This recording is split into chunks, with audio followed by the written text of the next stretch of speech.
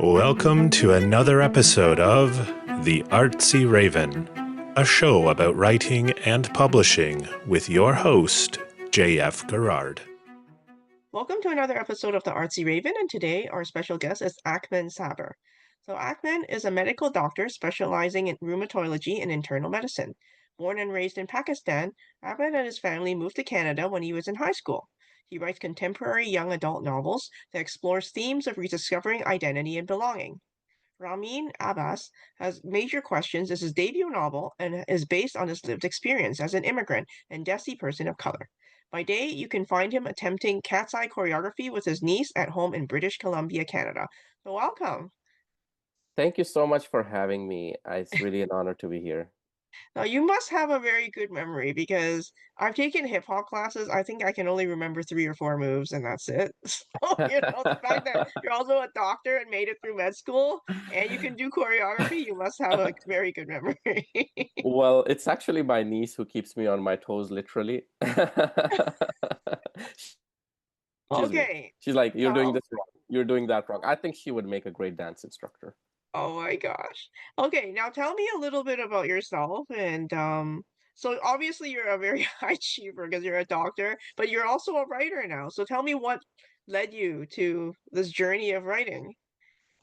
Yeah, so I do have the kind of classic, parental pressures. I find a lot of immigrant kids relate with that. So that did shape my life for a long period.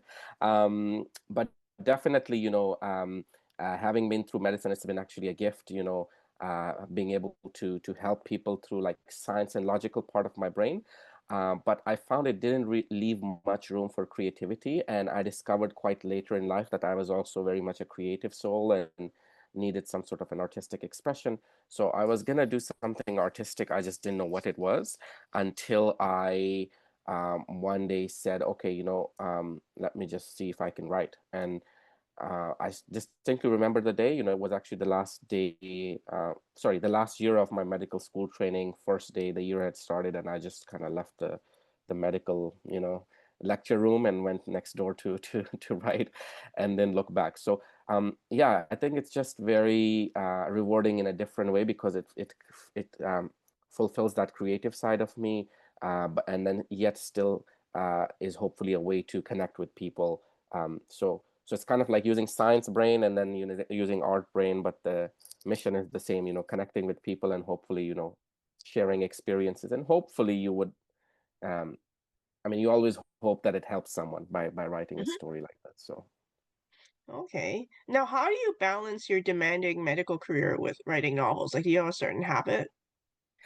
yeah, so that was very much a conscious choice on my part. I don't think anybody who's doing medicine full time, especially in an inpatient specialty, I would have that much time left for writing. So for me, it was conscious decision to do medicine somewhat part-time. So I do exclusively what's called locums right now, meaning I'll take a contract job for maybe 2, 3 months, and my colleagues have been great to facilitate that. And then I could have 2 or 3 months off to focus on writing. Or when I was still working full-time, when I started writing the novel, I would find that, if I schedule my days shorter, leave some room in the afternoons for writing, so I was able to juggle it that way, but I can understand how if someone is a full-time doctor, um, they would have to make like some some some compromise on the on the medical side of things. But I also know doctors who have done it with full-time, like they Mm. write before patients, they write in between patients, so they are superhuman. Oh my gosh, they're very focused people. So now in your bio you mentioned desi of color. Like what desi person of color? Can you explain a little bit about what that means? Yeah, so desi comes from Hindi I've been saying slash it wrong the Urdu. whole time, but yeah, Oh, sorry. no, no, no. No, no, no, that's fine. Most people say desi. That's totally fine. So desi is an Urdu slash Hindi word that comes from the word des, and des means land or country. So desi means off the land. So, it refers to the subcontinent, the Indian subcontinent, modern day India, Pakistan, Bangladesh, Sri Lanka. And so those people in our language are called desi, meaning they're off the land. Um, so yeah, that's what desi means. And then yeah, person of color is just sort of like I guess a westernized translation Yeah. of that. I mean, Yeah, true enough. Because when you're back in your home country, like I'm just thinking about Asia, like everyone's Asian, so you don't really Right. say person of color because everybody's the same, right? So Right. Oh, just in the context of like immigrants, yeah, diaspora, the yeah. desi diaspora. Okay. Now, so what was the biggest challenge you faced when you wrote this book? Ramin Abbas has major questions. Like, what inspired it, and then what was the most Mm, challenging thing The about most writing challenging. it? Yeah, so the inspiration really was kind of a feeling inside of me, realizing, I had made a lot of progress with accepting my authentic self, with my sexuality and where my place is in the world. But it did come with a lot of, unfortunately, internal suffering. And for me, I always ask myself this kind of bigger existential kind of question that what, like, suffering, if life has no meaning, if we go with Nietzsche or, some other Mhm. philosophical schools of thought, um, then is suffering also meaningless? But then can we give it meaning, or can we create meaning out of suffering? And so that's where I said, okay, I do want to tell a story about this, and hopefully it would help someone. So that was kind of more of the internal inspiration, but the inspiration for this story itself came from me watching some promotional video of a Muslim high school, um, and it was all boys school, I believe. Um, and it was set in North America, so it was in the modern Western setting. And I saw how much fun the boys were having, these kind of high schoolers, playing, sports together, sitting in classes, it was promo. So they showed them smiling and laughing and moving through the hallways and even praying together, which is so communal, in a bonding activity. And then I imagine a kid like Ramin, who obviously, gays have existed since antiquity. And um, obviously Muslim community has gays, but it's so taboo. Nobody talks about it, that I imagine Yes. what a Oh yeah, kid like there's that. no gay people in China, Right, right? So right, like, right. There you go. Same with, like Pakistan, you would say like, yeah, there's no gay people in Pakistan, but oh, you bet they are. So what would that kid like Ramin do in that kind of school? And I thought that created a lot of contrast and kind of like, even like kind of interesting story plot lines. So that's where the inspiration was, actually watching that video. okay, Oh, okay. and you asked what was the most challenging part of the writing. Um, the challenging part really is developing patience. In this industry, I have realized that I'm not a very patient person outside of writing, right? Like Yeah. even in medicine, I'm like, you train to go fast because there's a lot of work to be done, right? Yes. So I was not ready for the glacial pace at which the publishing industry moves. So Mhm. first of all, writing itself is a slow process. Then you query it, and you may not hear for months or sometimes weeks, right? And then there's rejection after rejection, that you have to get used to, because that's just part of the writing process.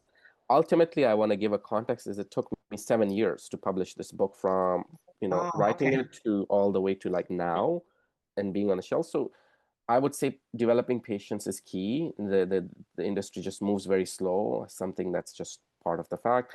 And the other challenging part was rejection, not taking it personally, because really, rejection is meant to teach you things. It's Mhm. meant to say that, okay, not here, but try somewhere else. It's not a rejection of you as a writer. Um, so yeah, that was also challenging, but very, very insightful. Okay. Now, what do you hope readers take away from your story? Yeah, so I mean, for the reader who are queer in some way, or struggling with their either sexuality or gender identity, and they also are faithful, or being raised with faith, or are still attached with their faith, or questioning it, I would hope that they would see themselves reflected in the story, and not only have like a sort of a deeper sense of being like, of feeling seen, but also to just have fun, in a fiction setting, because the story is also funny, it's also lighthearted, it's not just issues. So I hope that they would have just a good time reading, have fun, and maybe see themselves reflected. But for my broader readership who may not share Ramin's specific struggles with faith and sexuality, I hope that they would walk away with a sense of increased empathy for someone like Ramin, because they tend to walk among us. You may come across someone like him, or her, or anyone really. And I think if you have that kind of perspective on that, and a little bit more empathy, it could make life really more beautiful for people like that. And empathy is just a good thing, in general. Yeah. Now, were there any moments in your life that inspired any of the key scenes in the book at all? Oh, yes. Yes. So a lot of it was so much fiction. Like I made up so much of this, Yes. that it's hard to kind of like even, it's kind of strange. Like Ramin on a soul level is a lot of me, but on a physical plot level, it's so different. Um, but yeah, I think the struggle that I would most identify with is the sense of not getting comfort and support when you just come out to your parents right at the moment when you really need it. Hmm. There's nothing like it. It's one of the most vulnerable that I think a queer person would ever feel in their life. So at that moment, there's a lot of need for comfort, for reassurance, for hugs. So when I had that moment, unfortunately, it was very much not there. It wasn't negative. It wasn't anger. It was just kind of like silence and awkwardness Hmm. and and and I think that struggle is actually shared by a lot of immigrant kids because we all want that kind of because we watch Netflix, then we all want and look forward to the Hmm. Netflix feel good like you know Yeah. moment of coming out. My one of my best friends, she is straight, and she's Chinese, but she empathizes a lot with the struggle, and she just literally told me candidly, Ahmed, you're not gonna get like a white parent coming out. And she just was practical about it, and that kind of makes sense, but that doesn't change the fact that there's a lot of comfort needed in that moment. And so I didn't have that, unfortunately. So that inspired some of these scenes with the parents in the book. So that I think is the closest parallel. Oh gosh. Yeah. I mean, not really that. Well, I guess it's sort of similar. Like when I brought home my husband, who's like Caucasian. And it was just my dad just looked at me and he walked away and didn't talk to me for a couple of months. He's just like, Oh my yeah, he was goodness. just so horrified. And we Oh, dated for a long time. I think after yeah, 7 years, I told him, okay, I think we're gonna get married. And he was just so yeah, horrified. I was like, yeah, 7 years, okay. yeah, And he's yeah, just yeah, like, yeah. you're gonna live on the streets, you're gonna die in Oh, poverty and all this I stuff. He made me know. cry. But Oh my I was lucky God. my mom was more supportive. She called me back. She's so excited. She's like, I'm gonna be planning a wedding. I was like, but what Yeah, about dad? She's like, oh, you don't have to invite him. I was like, what? yeah. Oh my So I think, goodness. it helped, one parent was Yeah, supportive, but I think it'll be really yeah, hard if both of them really yeah, hated him, then I don't know. Like, what do? You have to choose, right? Like, do you yeah. want to continue forward with this Yes. sort of, new identity, Oh, or do you yes. just go back, right? Because I have some Yes. other relatives where they gave up their significant others because the parents objected, and then they just Yeah. stayed single. They just never married or anything Right. because they're like, we can't. So Yeah. it's kind of sad, Oh, and it then is you always sad. regret it, sort It of. is sad.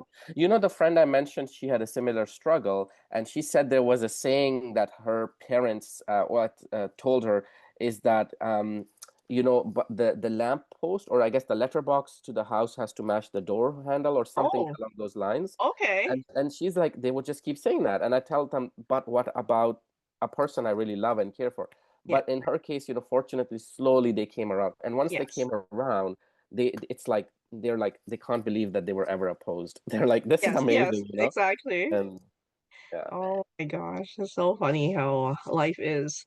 Um, okay. Now, what advice do you have for like people that want to finish a book or like want to start writing? want to start writing? Yeah, so I would say there's a couple of things I would say. First of all, is get that manuscript finished one way or the other. It can be draft zero, it can be the best thing you ever write, or it can be one of the worst things you ever written. That's not the point. The point is to finish that manuscript because I find that unlocks some sort of neural pathways in the brain, and it teaches your brain to know that okay, actually I can finish a book, and that's a huge milestone. So pat yourself on the back, congratulate, and then get to editing, right? So editing is where the real writing is, and you rearrange things, you rewrite scenes. But first advice is to finish that manuscript and without any external input. I think Stephen King said it in his On Writing craft book that it's like, don't let the external world in. This is your time with the story, right? And the external world will come in later. Your editor or your beta readers or your critique partners will have critique for you. But when you're in that drafting phase, seal yourself off, finish the manuscript. Second thing I would say is is accept rejection just as as a very natural part of this process. So if you're traditionally publishing, self-publishing is a bit different, but if you're traditionally publishing, be ready for rejection at every step of the way.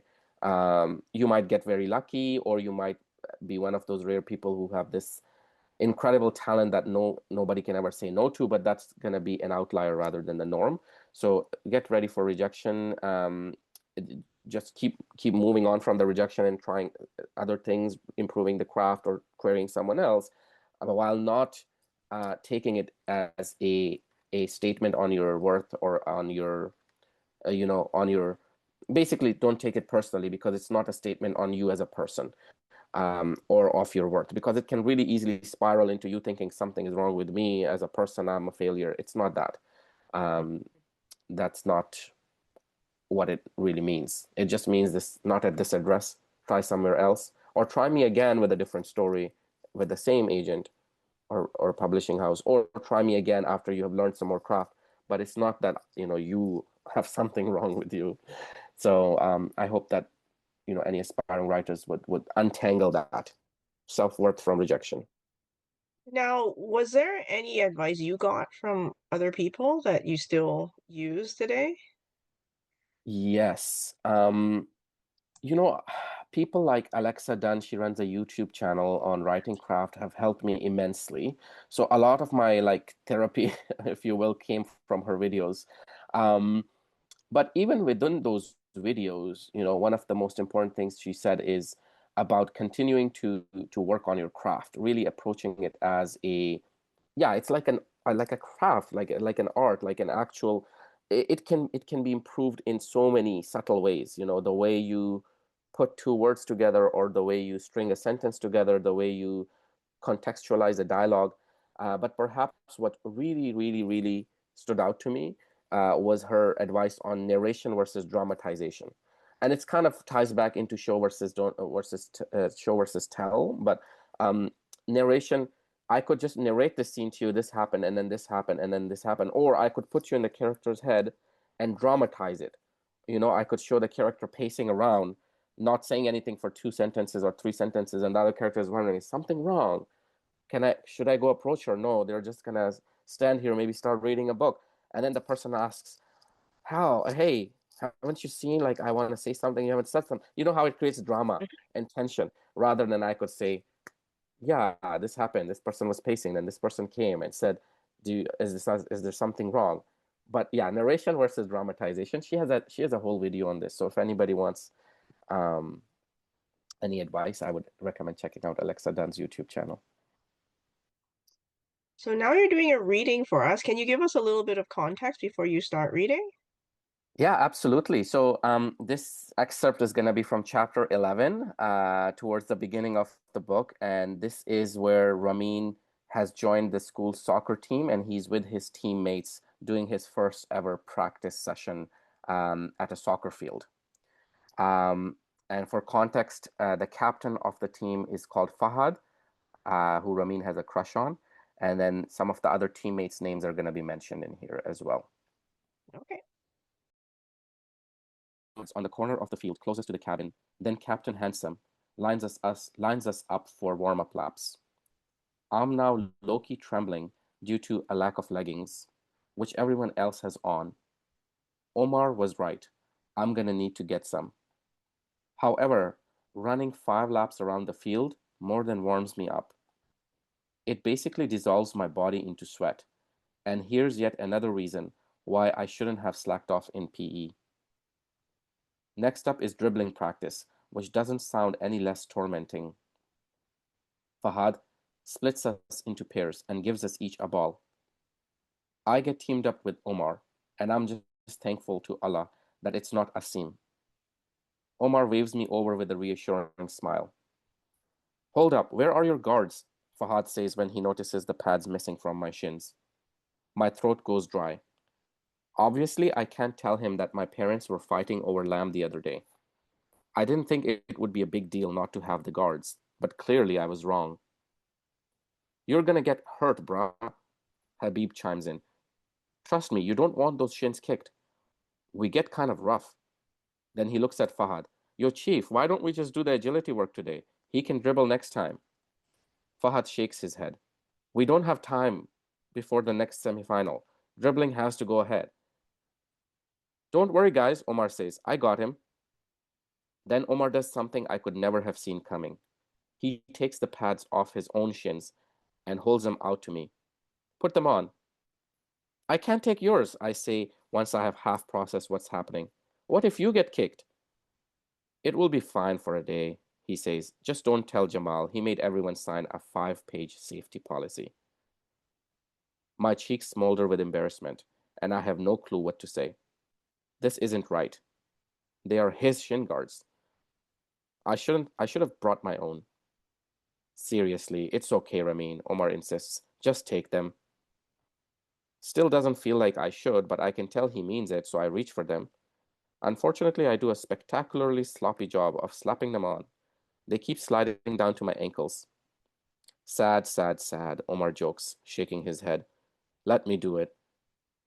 He kneels, peels my left sock down, inserts the shin guard, and pulls the sock back over it. Then he does the same for the other side. Get some leg sleeves for next time. These will fit better.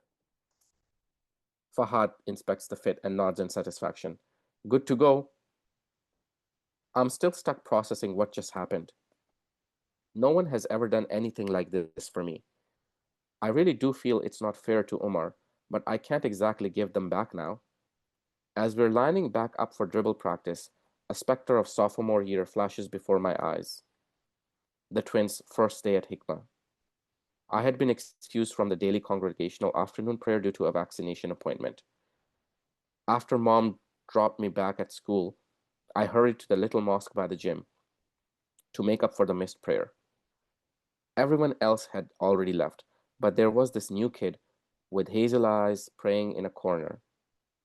He finished before I did and left without disturbing me. By the time I finished my prayer and came back to slide my shoes on, I noticed something. The tips of my shoes were now facing the exit door. I distinctly remembered taking them off in a rush, leaving them pointing the other way. The new kid had flipped my shoes around so they would be easier to put on. Now, as I watch Omar run giddily with bare shins, I think about how Islam is supposed to inspire kindness. No matter how much people judge the Saleys, those are Omar's parents, for not being real Muslims, to me, Omar embodies the real essence of Islam. And I'm willing to bet Allah loves that more than praying 5 times a day, or fasting an entire month, or not listening to Sarah Bareilles songs. That's it. Oh, well, thank you very much for visiting us on the Artsy Raven today. It was my pleasure. Thank you so much for having me. The Artsy Raven is produced by Dark Helix Press. Introduction voiceover by Chris Gorman. Music by Tim Moore. Please access your bonus content on the Patreon website. Thank you very much for listening, and please stay safe.